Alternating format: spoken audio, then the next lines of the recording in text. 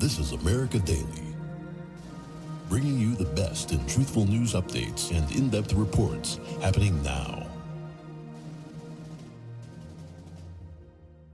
Welcome to America Daily. I'm Jessica Beatty.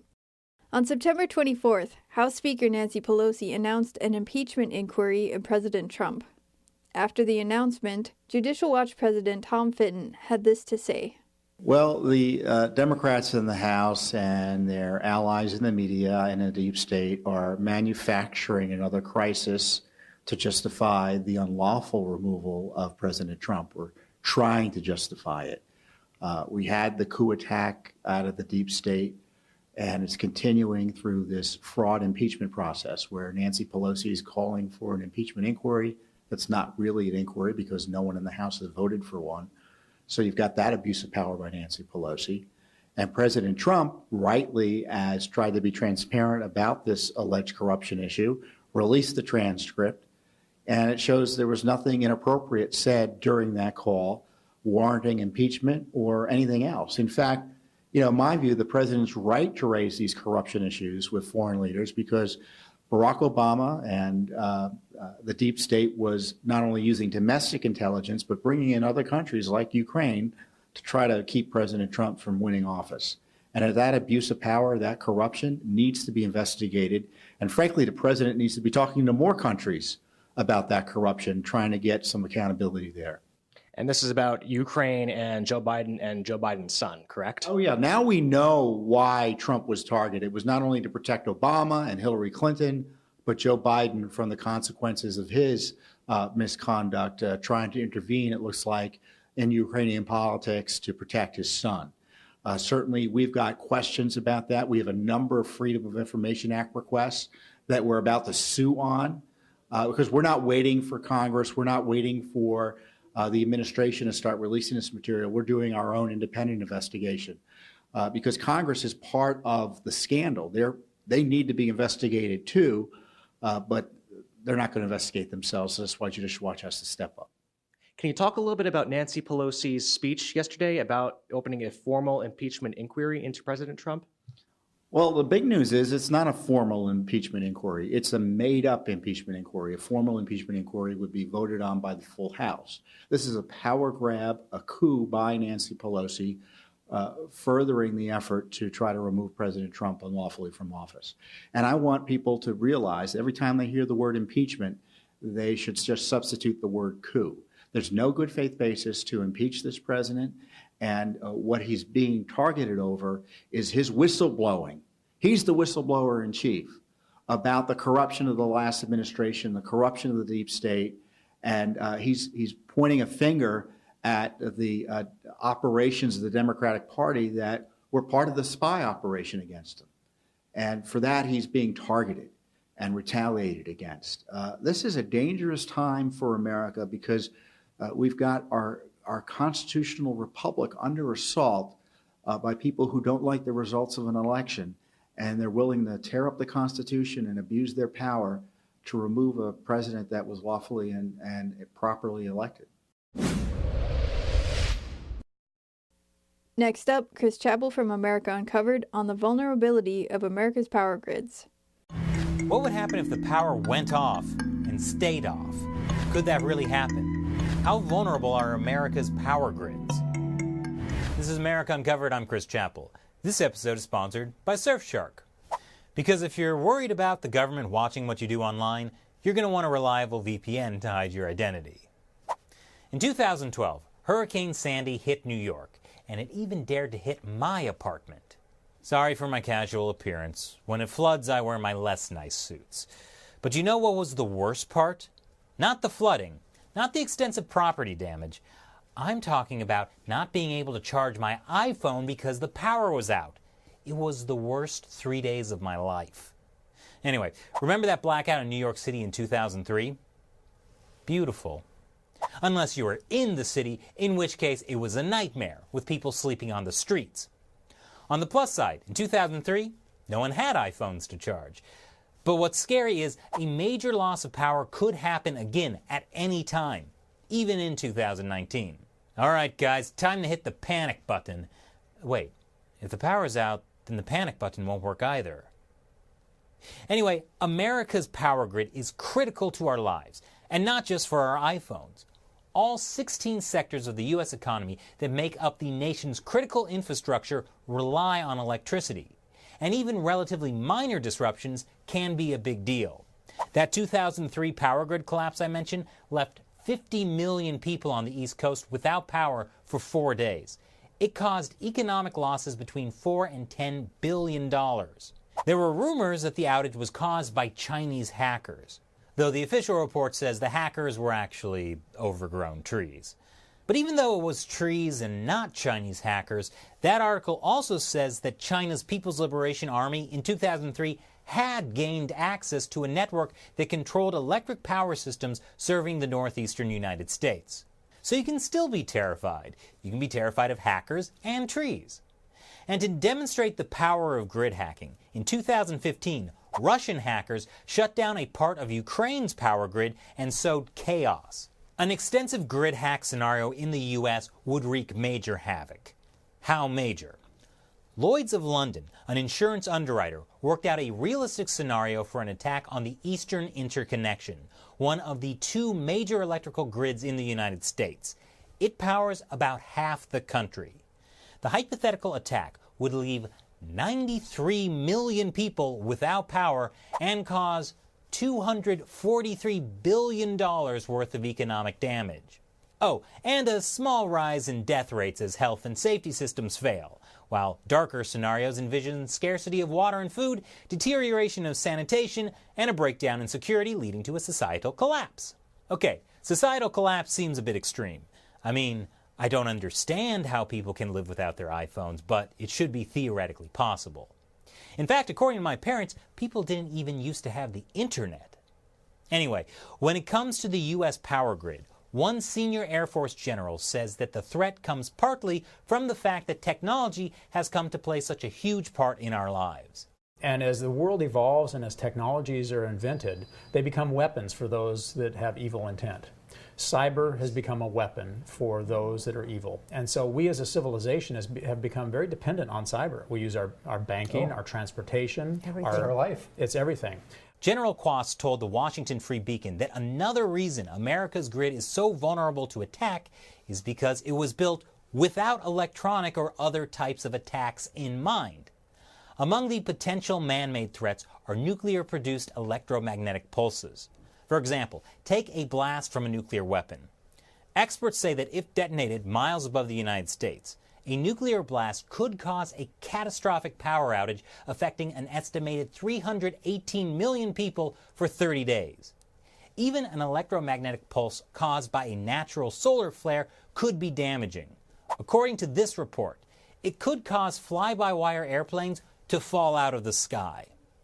The threat of an EMP is so significant, in fact, that in March, President Trump signed an executive order directing federal agencies to develop responses to the potential damage electromagnetic pulses could do to critical infrastructure. General Quast added that while people focus on the flashy, headline-grabbing threats like a nuclear bomb or a solar flare, America's grid could just as easily be compromised by small-scale, pinpoint strikes using sophisticated hacking tools. I know people get stuck in this mindset that it has to be a nuclear detonation in space to create this, but that's just not true, Quast says. Our adversaries can design tactical electromagnetic weapons that can target very tactical and specific things. Specific things like an individual computer, a small network, or a military base. And our two favorite frenemies, China and Russia, are the ones most interested in trying to exploit America's weaknesses. Just look at the first cardinal rule of cyber attack. If there is a vulnerability in any system, it will be exploited. Now think about this for a second. There are those out there who will literally try and hack absolutely everything within their capability. Now this could be the more basic exploit, like the person who figured out how to cover their car's license plate to go through an automatic toll booth for free.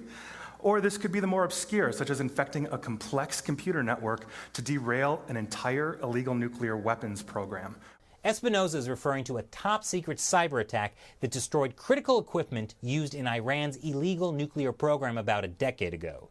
Codenamed Stuxnet, it was a cyber worm dubbed one of the greatest technical blockbusters in malware history. It was the subject of a terrifying documentary called 0 Days. The so-called Stuxnet worm is specifically designed, it seems, to infiltrate and sabotage real-world power plants and factories. It came out later that the Stuxnet virus was developed by the U.S. and Israel as a way to hurt Iran's nuclear program by making their centrifuges spin out of control and fly apart. And instead of sending back to the computer what was really happening, it would send back that old data that it had recorded. And so the computer's sitting there thinking, yep, running at 1,000 hertz, everything's fine. Running at 1,000 hertz, everything's fine. But those centrifuges are potentially spinning up wildly. A huge noise would occur. It'd be like, a jet engine. So the operators then would know, whoa, something is going wrong here. The bug not only fooled the centrifuge operators into thinking everything was fine when it was disintegrating, but it also prevented fail-safes from working. All in all, Stuxnet ended up destroying about 1/5 of Iran's nuclear weapons centrifuges. That's good news if you think Iran's nuclear program is a threat to America. And also bad news if you think viruses like Stuxnet, in the wrong hands, could be a major threat to America. Thank goodness there's no virus like that poised to take out our electrical grid. Wait, what's that, Shelley? An industrial cybersecurity company just identified a cyber attack in the works against electrical utilities in the U.S.? According to MIT Technology Review, a Russia-linked group called Xenotime has been laying the early groundwork for potential attacks on power companies in America. Xenotime is the group that came up with its own Stuxnet-like worm called Triton. It's a bug that can disable safety systems that are the last line of defense against serious industrial accidents. But at least that report from June 2019 says that the cybersecurity company believes the probing of targets is still at a very early stage, and the firm hasn't found any sign, so far, that the Xenotime group has been able to penetrate systems and introduce the Triton malware. Whew, what a relief.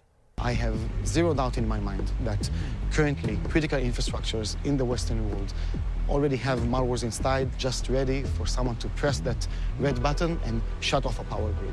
The weapons are loaded, essentially. I think so. That's exactly the definition I would use. That's not good. Which is why the U.S. Cyber Command is going on the offensive. America's military cyber squad has reportedly upped their game by placing potentially crippling malware in Russia's power grid systems. This has been going on since at least 2012, but it has gotten far more aggressive over the past year, one senior intelligence official told the New York Times.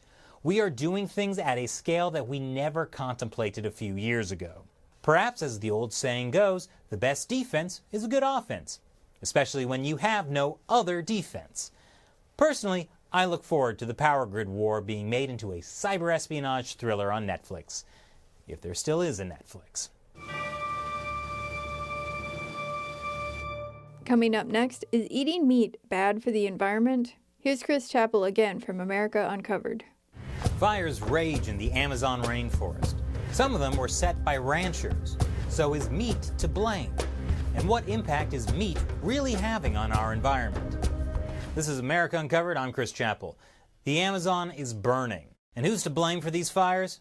According to CNN, it's people who eat too much meat. Steve. Not just according to CNN, actually. In recent years, that's become a common headline in the media. According to the Yale School of Forestry, cattle ranching is the largest driver of deforestation in every Amazon country, accounting for 80% of current deforestation rates. And Brazil, which contains 60% of the Amazon, is the world's largest exporter of beef.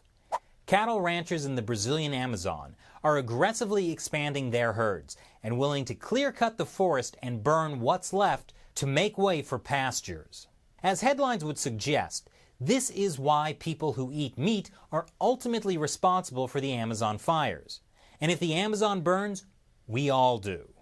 But it's not just the Amazon. According to the United Nations, every bite of burger boosts harmful greenhouse gases. According to this study in the journal Science, meat, aquaculture, eggs, and dairy use approximately 83% of the world's farmland. And those animals are eating up food that could be used to feed people. It cites this report. It's called WWF, Appetite for Destruction. The report says the more animal products we eat, the more feed we need to produce. So then it predicts the impact on climate change. Huge reductions in meat eating are essential to avoid dangerous climate change, according to the most comprehensive analysis yet of the food system's impact on the environment. In Western countries, beef consumption needs to fall by 90% and be replaced by 5 times more beans and pulses. That sounds really extreme. I mean, cutting beef consumption by 90% would be pretty hard to deal with. But everyone in the office eating 5 times as many beans? That would be a serious environmental problem. According to this 2006 report by the United Nations Food and Agriculture Organization, the livestock sector is responsible for 18% of all greenhouse gas emissions. That's more than the transportation sector. And while that may sound like a huge and possibly made-up number, 3 years later, this 2009 analysis by World Watch Institute said meat creates not 18, but 51% of all greenhouse gas emissions. I mean, meat is causing more than half of all greenhouse gas emissions. I feel like maybe we should look into that statistic. But you know what? There's no time to look into it. Because according to the UN, we have only 12 years left to prevent a climate change catastrophe. So obviously, we need a solution, and we need it fast. What do you eat, and what does it cost you? The planet. Your children's future. But if we all went vegan tomorrow, we would cut greenhouse gas emissions by 25%. Of course! The answer is veganism. Meat is destroying the planet, so we all need to stop eating meat. Which is why from now on, I'm only eating KFC vegan fried chicken. Good for you and the environment. Yes, that is real. From the same company that just 9 years ago introduced the KFC Double Down sandwich, made with cheese and bacon between 2 chunks of fried chicken. It may have been bad for the environment, but it absolutely destroyed afternoon productivity. Anyway, according to one researcher at Oxford University, a vegan diet is probably the single biggest way to reduce your impact on planet Earth. And not just greenhouse gas emissions, but in many different ways. Okay, so let's put all this together. The only way to save the Amazon and the planet and our children's future is to stop eating meat and go vegan. The use of animals for food is the biggest environmental problem. Forget about power plants. That's not even close. There is absolutely no scenario for preventing catastrophic climate change without a vast reduction in the scale of animal agriculture. That was Pat Brown, CEO and founder of Impossible Foods, a fake meat company. I mean, they're a real company that makes fake meat. Impossible Foods, along with another fake meat company, Beyond Meat, were the winners of the 2018 United Nations Champions of the Earth Award. I'm guessing both companies have the same motto: buy our product or the earth will die. But how are we going to stop people from eating meat? As The Economist points out, more poor people are eating meat around the world. That means they will live longer, healthier lives, but it is bad news for the environment. Yeah, these no-good poor people becoming less poor and eating better food, they're going to be the death of us all. Don't worry. There are ways to fix this problem. The former executive secretary of the United Nations Framework Convention on Climate Change suggested, how about restaurants in 10 to 15 years start treating carnivores the same way that smokers are treated? If they want to eat meat, they can do it outside the restaurant. Boy, that sure sounds good. Protect people from the dangers of secondhand meat, which somehow sounds way more disgusting than secondhand smoke. But we need solutions now, not 10 to 15 years from now. Remember, we only have 12 years left. Well, the United Nations has suggested a tax on meat. That's a great idea. I mean, it won't stop middle-class Americans like me from eating meat. We can still afford it. But it will definitely stop a lot of those poor African children. Researchers interviewed by The Guardian suggest a mix of education, taxes, subsidies for plant-based foods, and changes to school and workplace menus. Also, excellent ideas. Teach children from a young age that meat is bad and that anyone who eats meat is a horrible person destroying the planet. Because if we want to save the planet, Even small increases in the consumption of red meat or dairy foods would make this goal difficult or impossible to achieve. That's according to 30 scientists behind this report in the British medical journal, The Lancet. And this report actually has a plan of action. They call it the Great Food Transformation. It outlines strategies that range from the least active, simply sharing information, to the most aggressive, eliminating consumer choice. Yes, the people have too much freedom to eat meat. If only the government could get involved to save us from ourselves. But before we lose our minds over the impending doom of too much meat, maybe we should look a little more closely at the data. Let's go back to the Amazon. Yes, it's still on fire. But if all 320 million people in the U.S. went vegan, it would actually have very little effect on cattle ranching in Brazil. The biggest importers of Brazilian beef are Hong Kong and China. The U.S. only makes up 2%. Okay, so maybe this one isn't America's fault. I know that's hard for some people to imagine. But surely the fire is still the result of meat consumption and climate change in general, right? I mean, as this graph from Vice shows, fires in the Amazon this year are at a record high. Except if you look back over the past 20 years, the fires are actually slightly below average. And actually, annual deforestation in the Brazilian Amazon is down significantly overall compared to 20 or 30 years ago. And the fires might have very little to do with global warming. According to the New York Times, the farmers are setting the fires, and not in old-growth rainforest, but land that's already been cleared for agriculture. And it might not even have anything to do with beef. The increase in fires every August to October coincides with the season when farmers begin planting soybean and corn. Soybean and corn, both ingredients in things like KFC vegan fried chicken. In fact, there are actually more fires burning right now in the African countries of Angola and the DR Congo than in the Amazon. And those aren't global centers for cattle ranching. Their cash crops actually support a more plant-based diet. Okay, so maybe meat isn't the driving force behind the recent fires in the Amazon. But meat is still bad for the environment, right?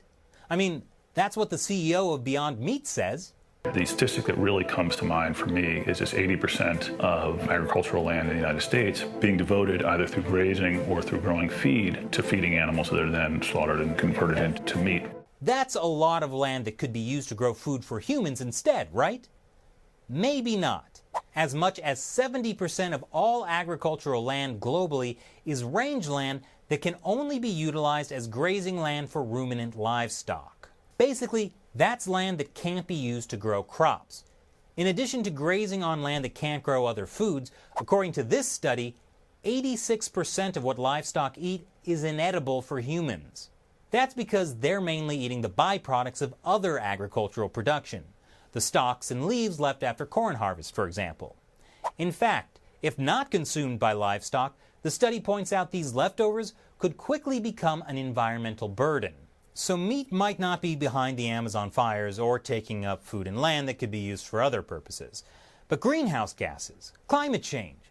Remember, we only have 12 years left to limit climate change catastrophe. But here's the thing about greenhouse gas emissions from livestock. There are some very confusing statistics out there. I mentioned one earlier that said meat is responsible for 51% of all greenhouse gas emissions. But even if we look at the FAO's lower number, that meat is responsible for 18%, that's still supposedly more than from transportation. However, according to the U.S. Environmental Protection Agency, transportation makes up 29% of U.S. greenhouse gas emissions, and agriculture was only 9%, and animal agriculture is less than half of that, or 4% of the total. So in other words, we've heard that meat contributed to 18%, then 51%, and now just 4% of greenhouse gas emissions. Those are some very different numbers. The problem is, the FAO, which came up with the 18% number, got its numbers by looking at all the ways livestock might produce greenhouse gases. That includes everything from emissions from fertilizer production, to growing feed, to cow burps. Yes, cow burps. They did not do that for transportation. Instead of looking at the emissions from manufacturing all the parts of a car or maintaining all the roads, bridges, and airports, they only looked at the exhaust from finished cars, trucks, trains, and planes. So it's kind of like comparing apples and oranges, or apples and beef. As for the 51% number, the researchers who wrote that paper felt that the FAO had underestimated how much livestock there was in the world by more than half, that scientists underestimated how much methane that livestock produced, and said that CO2 emissions from livestock breathing should count. So they recalculated all that to get a much higher number, and used that to convince people we need to take extreme action. And the media just ate it up. But let's say we use the EPA's numbers. If everyone in the US went vegan and all animal agriculture disappeared, we'd reduce US greenhouse gas emissions 2.6%, which is 0.36% of global emissions. So maybe not a huge benefit to the planet, but you know who would benefit? Companies like Beyond Meat and Impossible Foods. A Bank of America analysis found the average retail price for Beyond Meat burgers is $12 per pound, compared to $4 per pound for regular beef patties. A lot of meat alternatives on the market are made with things like mushrooms, beans, soy, and palm oil. Not only are those things cheap, soy and palm oil are also major contributing factors to deforestation. Meanwhile, beef consumption per capita in the US is actually down. In fact, since the 1970s, the United States has largely been transitioning to a more plant-based diet. Grain, fat, and oil consumption is way up. And that's not animal fat either. It's mostly vegetable oil. This is also around the same time as a surge in obesity. So, is a plant-based diet healthier than meat? That would be a topic for another episode. Let me know in the comments if you'd like to see that. But at any rate, it seems like many of the statistics suggesting meat is the main cause of environmental disaster are leaving out some complex issues. But if veganism isn't the answer, what is? What we do know is a problem is that soil around the world has been depleted of its nutrients, making it harder to grow crops. And a big cause of this is the use of monocultures. That's when you grow a single crop on a piece of land. In the US, that's mainly corn. Corn uses more land than any other crop, and the majority of it doesn't go to feed people. It's turned into biofuels, like ethanol, and high fructose corn syrup, which, like ethanol, we probably shouldn't be eating. Monocultures and the chemical fertilizers and pesticides required to grow them end up depleting the soil. And according to Scientific American, given enough time, most massive monocultures fail, often spectacularly. The solution? We need more livestock, not less. In order to reverse the problems that have arisen from chemical-dependent crop monocultures, grass and livestock are having to be reintroduced as part of mixed arable systems. So crops need to be diversified. And also, livestock, like cows, need to eat the grass and turn that into fertilizer that enriches the soil. In other words, livestock, or as I call them, meat machines, are part of the natural cycle that keeps the environment healthy. Now, I'm not saying we all have to eat meat, but I am saying it may not be that helpful for everyone to go vegan. But do lay off the corn syrup. Thanks for listening to America Uncovered. You can also watch our video episodes at youtube.com/America Uncovered. Once again, I'm Chris Chappell. Tune in next time. This is America Daily, bringing you the best in truthful news updates and in-depth reports happening now.